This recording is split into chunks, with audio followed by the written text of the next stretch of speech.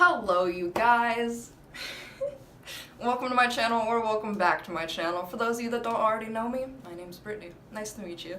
So, I'm just happy because I'm sitting down in front of a camera in my bathroom. That's literally why I'm so happy. Nothing at all today has happened until now. I'm sitting down in front of this camera and I'm just cheesing hard as because I missed you guys. Ugh, I'm so cheesy, but it's true. So, first of all, if you're new here, leave a like, drop a comment, and consider subscribing, you know, because that'd be pretty cool. But for today's video, I'm gonna be doing why I became vegan a second time. The other day, I went to my new doctor. I just turned 18, which means I have to see my adult doctor, so I've started seeing my adult doctor now after seeing a pediatrician, like the same pediatrician since I was born. It's kind of hard. That was like my other father, my real father, but now he's gone, so that's great. But yeah, I went to my new doctor and I stood on the scale and I looked at it. See, I don't think I've talked about this on here yet, but around 2013, around the same time I was vegan the first time, I was struggling to recover over an eating disorder. I was receiving outpatient care at the beaches, doing group therapy sessions as well as one-on-one therapy sessions with this wonderful nutritionist and psychiatrist and therapist. Like, it was a really lovely place, and I met some amazing people that I literally have not spoken to since then, which is a shame, but still incredible people nonetheless. Alright, if you hear that noise now, it's because I just turned on the fan. It's really hot in here.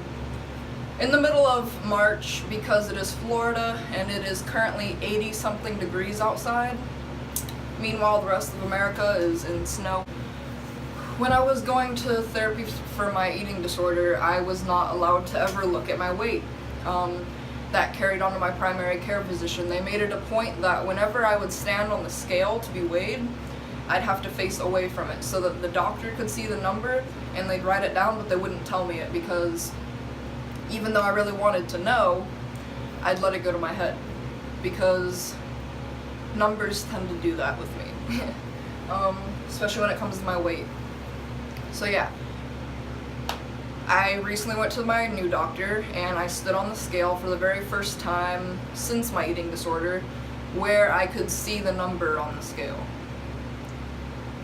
And before that, to my knowledge, the most I had ever weighed was about 115 to 120 pounds.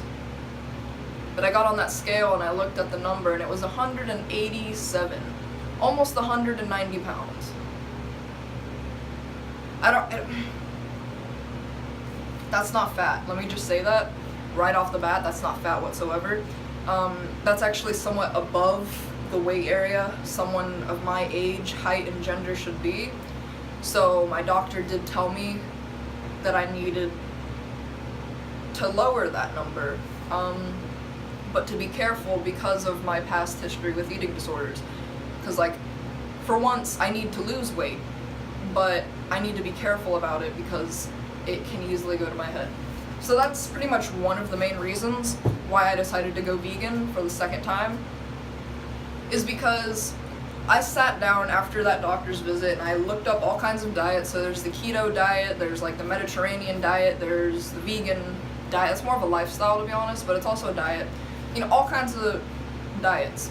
And I've noticed all of them require cutting back on something, so restricting yourself in some way, shape, or form.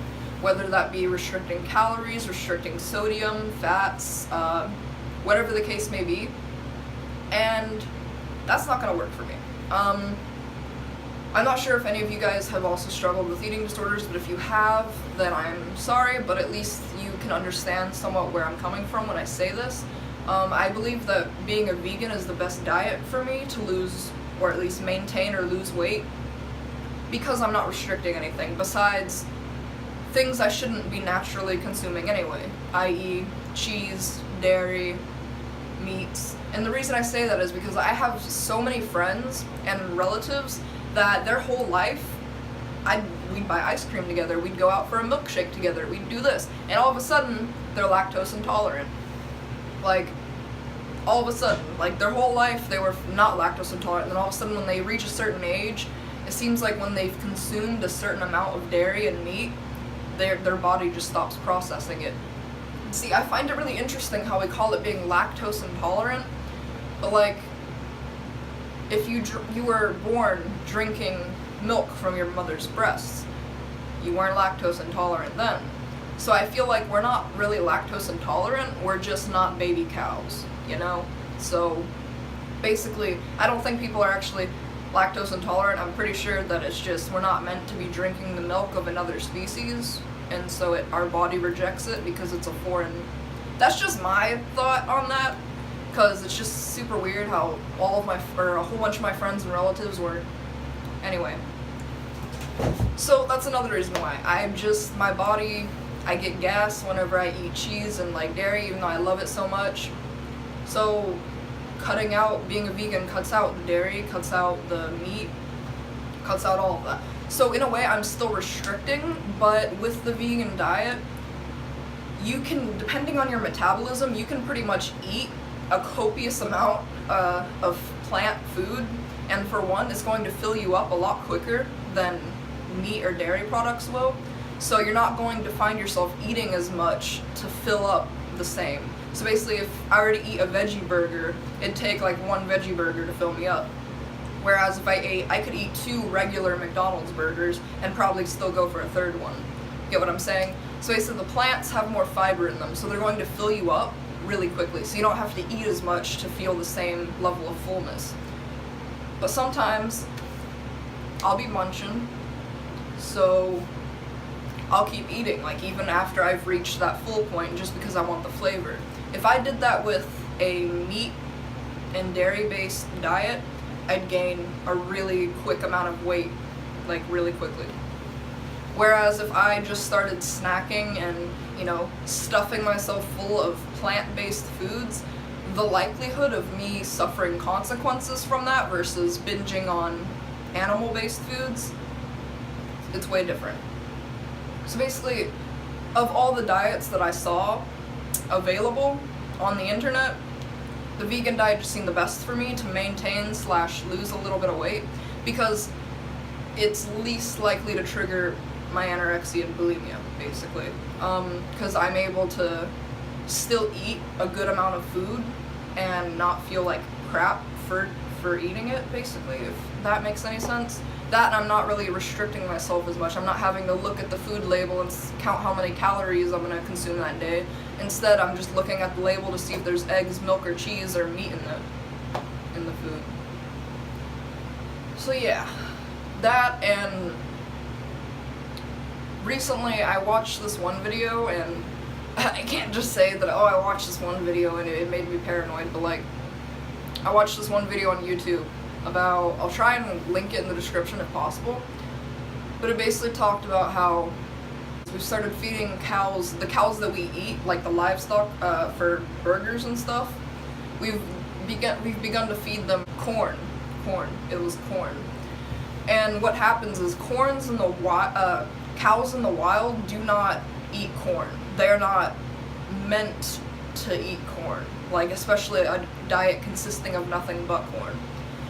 So that's not just like the only issue. The issue isn't that, we're giving these cows food that isn't good for them, just like whenever you give ducks bread that's not good for them. But it won't necessarily kill them immediately. What the issue is whenever you feed a cow specifically corn, like cows already have a naturally occurring production of E. coli in their stomach. But whenever you feed a cow corn, the E. coli production doubles, if not triples, inside of the cow's stomach.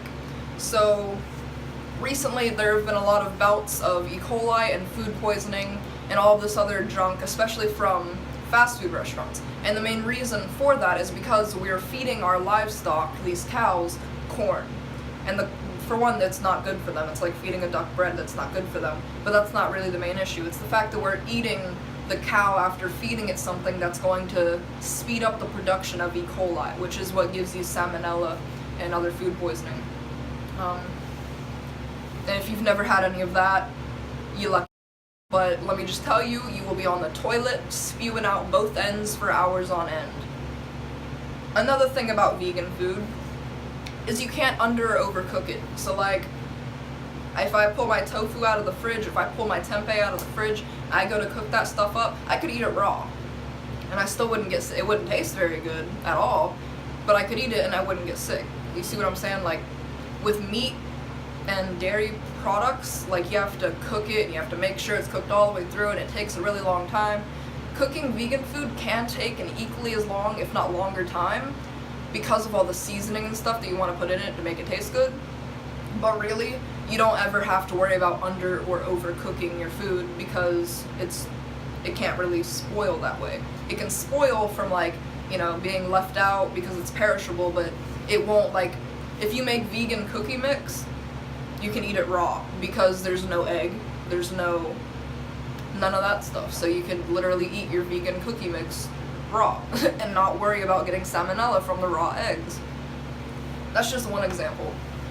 I could keep going on about more benefits that I've seen in my own self from after switching to being vegan, but I just really wanted to give you like a brief gist of why I decided to take that route for my physical well-being.